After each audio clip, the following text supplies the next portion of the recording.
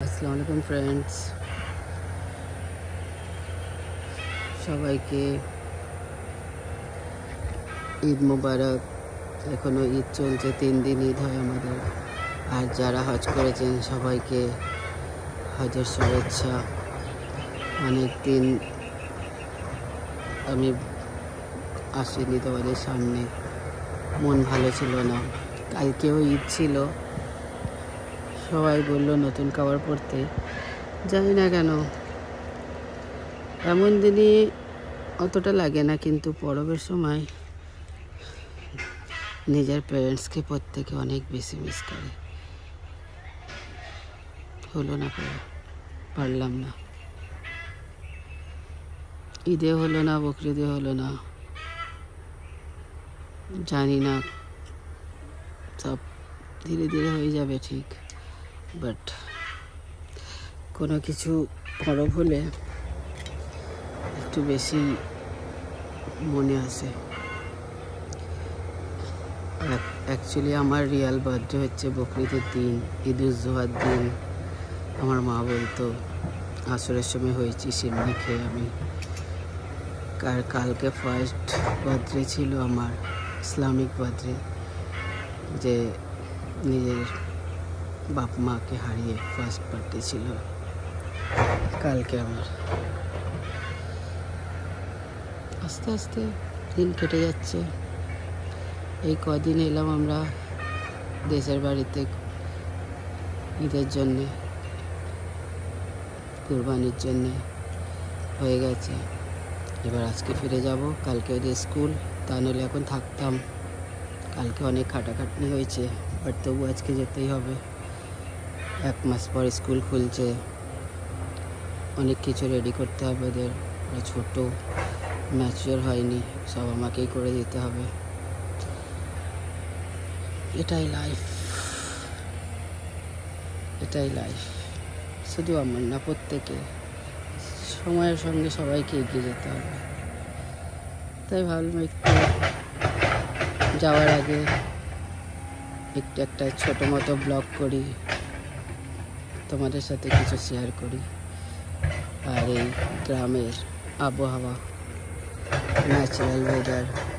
এখানে পুরো সেন্ট্রালের কাজ চলছে, দেখছো? সেন্ট্রালের কাজ চলছে পুরো, ওদিকে পুরো খাল, এদিকে 3টে নদী এসে মিক্স হয়েছে।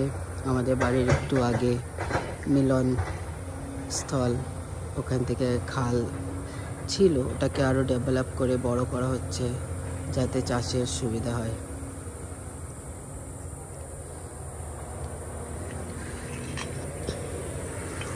জাম হয়েছে, লেবু হয়েছে,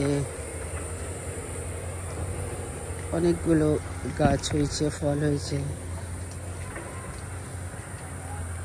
তেঁতুল খেতে খুব ইচ্ছে হচ্ছে, কিন্তু তেঁতুল এখনো পাকেনি। আমি ছোটো থেকে প্রচুর টক খাই, আমার মেয়েরা হয়েছে প্রচুর টক খায়। সব জায়গা আম এবার হয়ে গেছে আমাদের, দেখাবো। আমাদের গাছে এখন মুকুল ধরেছে, অনেক গাছে হয়ে গেছে, আর অনেক গাছে মুকুল ধরেছে। ভালো, সব জায়গায় যখন শেষ হয়ে যাবে আমাদের গাছে আবার হবে, মানে কন্টিনিউ চলবে আম খাওয়াটা। মাশাআল্লাহ।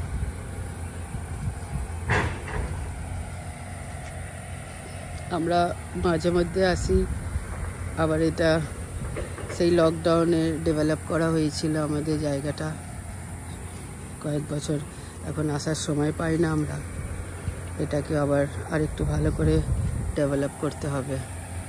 ভাবছি একটা ছোট সুইমিং পুল বানাবো বাচ্চাদের জন্য ছাদে, দেখা যাক, আশা আছে করার।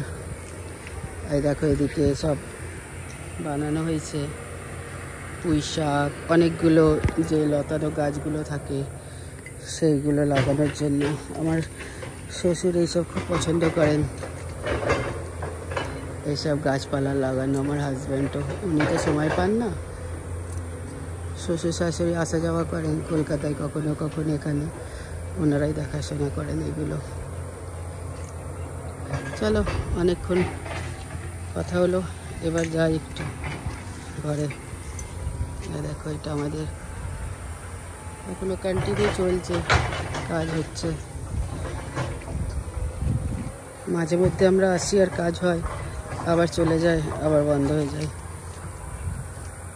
আর জাম, বাহ চলো জাম পাড়ি।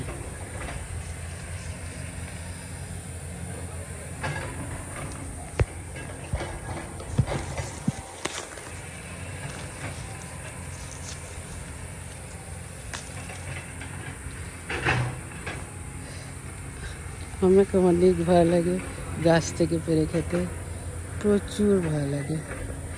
এমন খাওয়া আর গাছ থেকে পেরে খাওয়া আলাদাই জিনিস। দেখো কত গাইছে, কত জাম হয়েছে।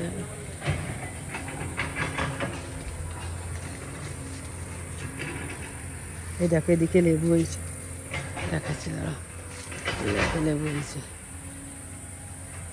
বড় বড়, এগুলো মৌসুমি লেবু।